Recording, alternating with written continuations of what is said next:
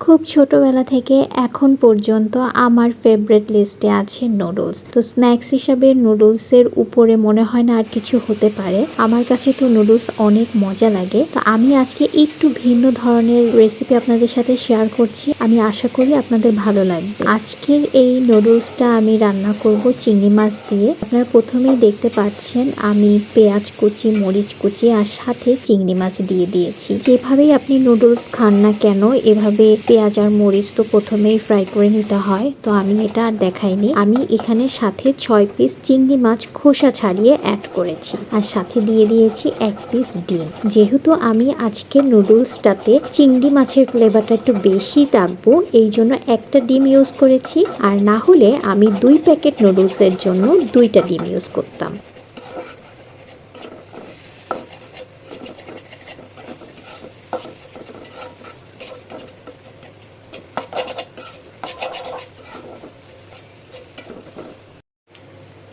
সবগুলো উপকরণ খুব ভালোভাবে ফ্রাই হয়ে গেলে আমি এখানে অ্যাড করে দিয়েছি একটা টমেটো কুচি। তো আপনারা দেখলে বুঝবেনই যে টমেটো আমি কতটা ছোট করে দিয়েছি, যেন আমার চিংড়ি মাছ অ্যান্ড ডিমের সাথে খুব ভালোভাবে মিশে যায়। একেবারে খুব বেশি বড় রাখিনি আর একদম ছোট করিনি। এই পর্যায়ে নুডলসের সাথে যেই মশলাটা দেয় সেটা আমি অ্যাড করে দিচ্ছি। আর এখানে আমি একটা প্যাকেট অ্যাড করলাম।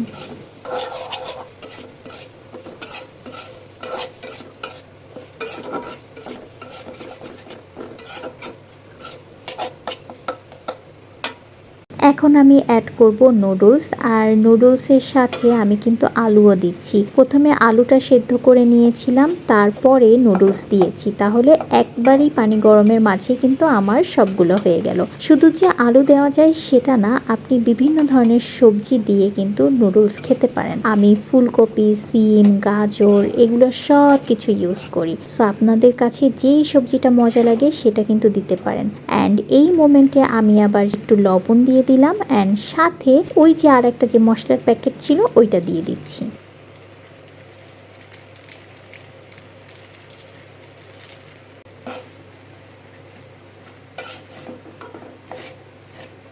অ্যান্ড ফাইনালি রেডি হয়ে গেল ভেজিটেবল উইথ শিম্পস নুডলস। আর এই নুডলসটা খেতে অসম্ভব রকমের মজা হয়েছে। আপনারা অবশ্যই বাসায় ট্রাই করবেন অ্যান্ড আমাকে কমেন্টে জানাবেন যে আসলেই আপনাদের কাছে এই নুডলসটা কেমন লাগলো। সো আজকে আমি এখান থেকে বিদায় নিব। সবাই সুস্থ থাকবেন, ভালো থাকবেন অ্যান্ড বাসায় মজার মজার খাবার রান্না করে খাবেন। আমার সাথে অবশ্যই আপনাদের রান্নার ছবিগুলো শেয়ার করবেন, তাহলে কিন্তু আমি অনেক বেশি খুশি হব আর আপনাদের জন্য অনেক মজার মজার রেসিপি নিয়ে আসবো।